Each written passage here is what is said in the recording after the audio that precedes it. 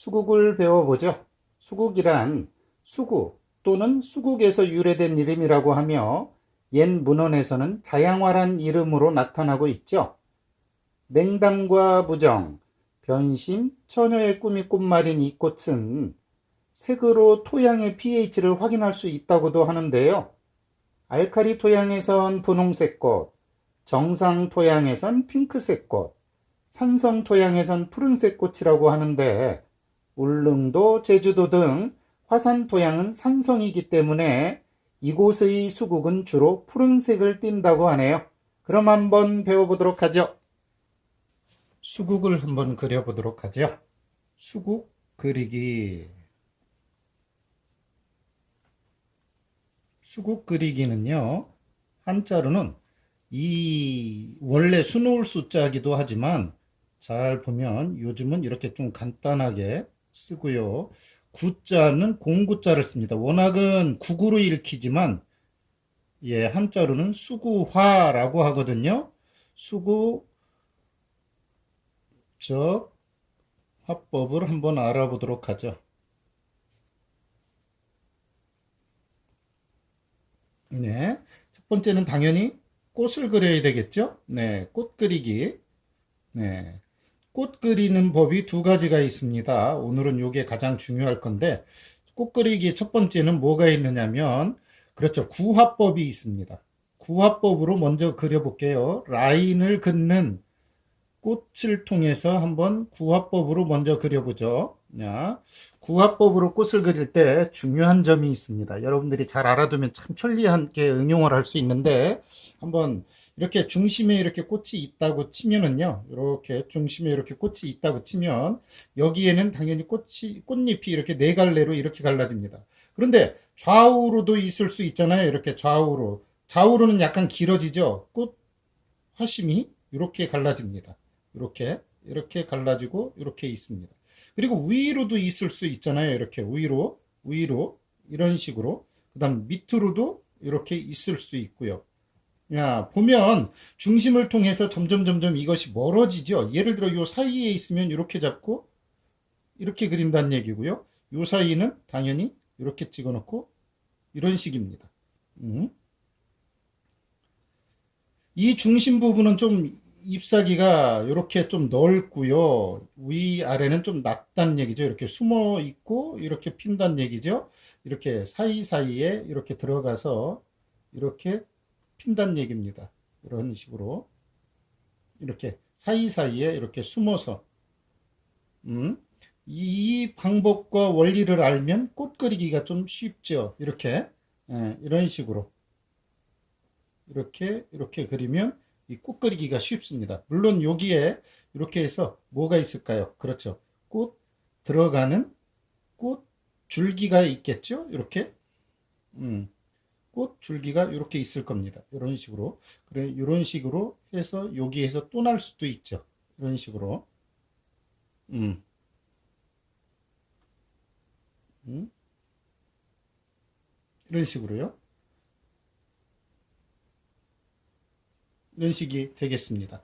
그러니까 이 꽃 줄기와 그 다음에 꽃 방향 요것만 어느 정도 알아두면 이 구화법 그리기는 쉽다는 이야기예요. 즉 어느 중심 공을 이렇게 크게 있을 때 중심으로 해서 중심에는 꽃잎이 4개가 나란하지만 양 옆으로 가면서는 좁아지면서 이쪽은 넓고 여긴 좁아지고 반대쪽도 마찬가지로 이렇게 좁아지고 이렇게 된다는 얘기죠. 위쪽도 좁아지면서 위는 넓어지고 밑에는 좁아지고 이렇게 이 원칙을 알고 좌우 관계와 상하 관계를 이해하시면 이 구화법 그리기는 쉽다는 이야기입니다. 그럼 두 번째 그리는 법도 있을 거 아니에요. 꽃 그리는 거 두 번째 방법이 뭐냐면 점화법이라고 그래요. 점을 찍듯 그린다는 얘기입니다. 야, 두 번째 꽃 그리기 어떤 법이 있다고요?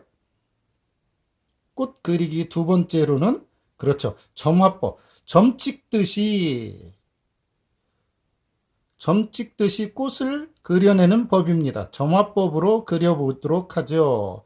이게 이제 점법이란 이야기입니다. 이거는 색깔을 좀 내가지고요. 가장 우리 야생에 좀 많은, 예, 약간 푸른색에 가까운 점화법을 그려보도록 하죠. 이것도 똑같습니다. 가운데에 이렇게 두 개가 총 네 가닥이거든요. 꽃잎이 이렇게 네 개가 있으면 위쪽은 밑에가 이렇게 넓고 위에가 좀 좁고, 이쪽은 당연히 이쪽이 넓고 위쪽이 좀 좁고, 이렇게 꽃잎을 만들어준다는 이야기죠.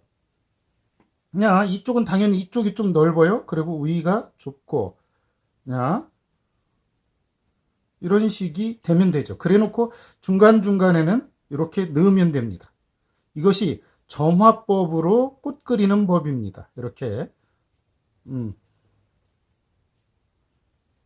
이게 좀 둥글죠? 공처럼. 예, 이렇게. 어, 이렇게. 그래 놓고 여기에 또 뭐가 있을까요? 당연히 화심도 있어요. 그런데 지금은 제가 화심보다는 위주로 요 꽃 그리는 기 위주로 한번 그려볼게요. 이렇게.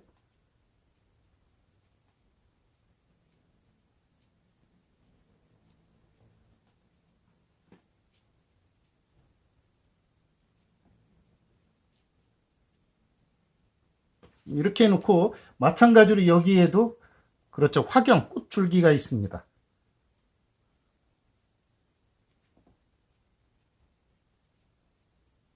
이렇게.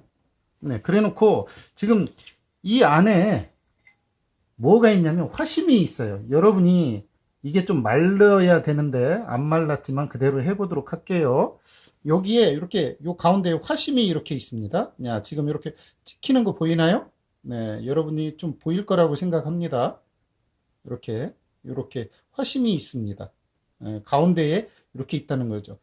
잎사귀는 꽃잎은 총 4개입니다. 이렇게. 이런 식으로 요 사이사이에 이렇게 있단 얘기예요. 여기에. 그러면 여기도 마른 다음에 있겠죠? 지금 안 말랐지만 그냥 한번 찍어 보도록 할게요. 예, 좀 드러날지는 잘 모르겠지만 요 가운데 여기 이런 식으로 찍는다는 얘기죠. 그래 놓고 좀 넘어가면 이렇게 좀 잘 안 보일 겁니다. 이렇게. 속에도 있을 수 있으니까 음, 이렇게 이렇게 있습니다. 네, 이렇게 있고 그러면 이제 이 점화법은 이렇게 그리는 법과 또 하나 물론 색깔이 여러 색이 있습니다. 그렇기 때문에 꼭 뭐 이 색만 있는 건 아니에요. 연분홍도 있거든요. 어쨌든 점화법의 특징은 알아보면 가운데를 중심으로 이렇게 네 개가 이렇게 있으면 꽃잎이 이렇게요. 네 개가 이렇게 있으면 이쪽으로 갈 땐 이쪽이 조금 더 크고 요 위는 살짝 넘어가듯이 보이고, 그죠? 이렇게 넘어가듯이 보인다는 얘기예요. 이쪽은 이렇게 크고, 위쪽은 살짝 넘어가듯이. 야, 마찬가지로 넘어가듯이 작게. 응? 이렇게 넘어가듯이 작게. 그리고 사이사이를 똑같이 그리는 겁니다. 예, 그 이해가 되시죠? 네, 똑같습니다. 이쪽 구화법이나 점화법은 위아래 좌우 관계가 똑같다는 이야기예요. 네, 네. 요 관계가 다 똑같습니다. 그리고 가운데에 이렇게 화심이 있는 것도 똑같습니다. 물론 이건 약간 노란색인데 제가 잘 보이라고 이렇게 했고요. 그다음 세 번째로 뭐가 있을까요? 당연히 잎 그리기가 있겠죠. 네, 잎 그리기. 네. 잎을 한번 그려보죠. 잎을 그릴 때 중요한 건 얘들은요, 거치형입니다. 이 거치형이라는 말이 딴 말로 말하면 톱니빨처럼 잎사귀가 생겼다는 얘기예요. 그냥 한번 그려보도록 할게요.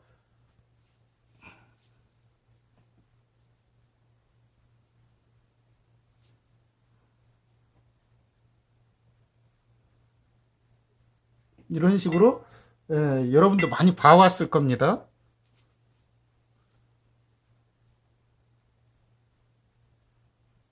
이렇게 약간 거치형으로 생겼고요.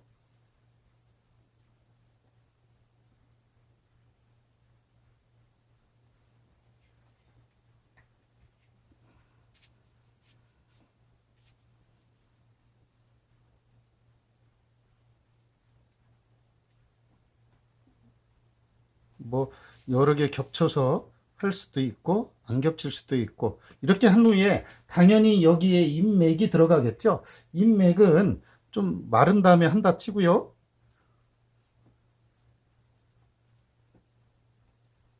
이렇게 해서 여기에 이런 식으로 들어갑니다. 야, 그럼 잎사귀를 인맥을 해보면요. 좀 마른 다음에 해야 되니까요.